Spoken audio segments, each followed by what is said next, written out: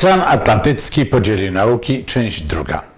Po moim felietonie traktującym o różnicy pomiędzy nauką amerykańską a nauką wschodnią otrzymałem kilka ciekawych komentarzy, które rozszerzyły moją skromną wiedzę na temat różnic pomiędzy obiema naukami.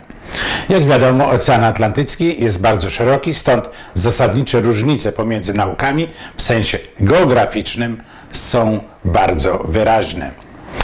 Jak wiadomo, dawne poznawanie świata za pomocą szkiełka i oka mamy już za sobą. I teraz polegamy na odczytach uzyskiwanych z różnych aparatów badawczych. Mamy tutaj do czynienia z urządzeniami o wysokim stopniu specjalizacji, szczególnie jeżeli chodzi o medycynę. Dręczącą sprawą pozostają odczyty uzyskane z tej samej aparatury badawczej. Dajmy na to, mamy pacjenta w szpitalu, gdzie lekarz europejski, odczytując wynik analizy krwi, stwierdza pomroczność jasną, zaś lekarz amerykański widzi stan upojenia alkoholowego. Zwracam uwagę, że pacjent jest ten sam i obaj lekarze posiadają te same wyniki analizy krwi. Podobnie z analizą środków wybuchowych znajdujących się pod Smoleńskiem. Aparatura pomiarowa wykazuje obecność trotylu, zaś interpretacja tego wskazania jest diametralnie inna w zależności od geograficznej obecności osoby interpretującej. W takiej na przykład Australii czy w Stanach Zjednoczonych odczyt obecności trotylu jest uznawany za obecność tego trotylu. Zaś ten sam odczyt w Warszawie jest uznawany za środek wysokoenergetyczny, mogący pochodzić z materiałów plastycznych. Zwracam ponownie uwagę, że mamy ten sam odczyt z tej samej aparatury, zaś interpretacja odczytu jest, jak widać, zupełnie inna.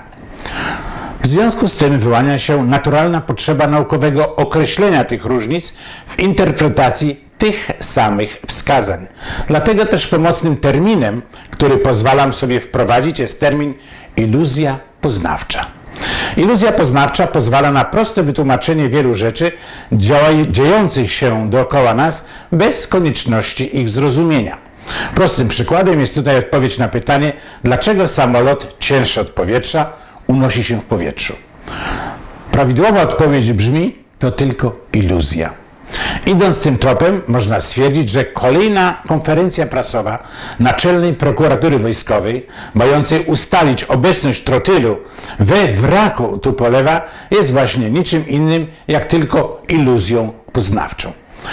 Świadczy to też o tym, że nauka wschodnia jest wiele bardziej bogata w swoje doświadczenia niż, dajmy na to, młoda nauka amerykańska. Nauka wschodnia w ubiegłym jeszcze stuleciu doszła do rewelacyjnych odkryć w politologii, gdzie odkryto tzw. centralizm demokratyczny. Z tego tematu zrobiono nie tylko doktoraty, ale również habilitacje i profesury. Znanymi odkrywcami w nauce wschodniej byli kolejno Pietiagoras, Sasha Krates, czy też znany malarz Iwan Gogh. Wiadomo też od dawna, że klatkę schodową wynalazł Schodow, a taką wodę sodową niejaki Sodow. Woda sodowa ma tę właściwość, że łatwo uderza do głowy, co można było naocznie stwierdzić podczas różnych konferencji prasowych prezentowanych przez ludzi w mundurach, jak i bez mundurów. Wracając do przykładów iluzji poznawczej. Jeszcze w czasach starożytnej Grecji założono, że świat, jaki nas otacza, świat, w którym żyjemy, istnieje obiektywnie, niezależnie od nas. Nam pozostaje tylko poznanie tego świata. Poznajemy ten świat od czasów greckich, coraz to doskonaląc nasze metody poznawcze, czy też udoskonalając aparaturę pomocną w poznawaniu tego świata. Jak się okazuje, nauka wschodnia ma tendencję zupełnie innej interpretacji faktów niż nauka amerykańska. Stąd też wynika inne poznawanie świata i inna interpretacja otaczającej nas rzeczywistości. To, co w nauce wschodniej jest oczywiste, pozostaje całkowicie niezrozumiałe w Ameryce i podobnie jest na odwrót, czyli to, co w Ameryce jest normalne, pozostaje całkowicie niezrozumiałe na wschód od Odry. Dlatego też od 3 już lat nikt nie zna dokładnych wymiarów pewnej brzozy podsmoleńskiej, ani nie jest w stanie określić, czy nitrogliceryna podawana na choroby sercowe jest w stanie obrócić prawie 100-tonowy samolot w drobny pył. Innym przykładem jest naukowe określenie kąta przelotu samolotu na podstawie profilu ściętych drzew. O ile w tekście wschodnich raportów, obu raportów, kąt ścięcia drzew wynosi 60 stopni, to już na rysunku maleje on do 40 stopni, a i ten kąt jest tylko szacunkowy, co wykazał cierpliwy czytelnik raportu Millera za pomocą zwykłego kątomierza. Ile ten kąt w końcu wynosi, tego nikt nie wie, bo zdjęcie drzew zostało zrobione przez fotoamatora o nieznanym kącie pochylenia w lewo czy w prawo, a pracę komisji badawczej niestety już dawno zakończono.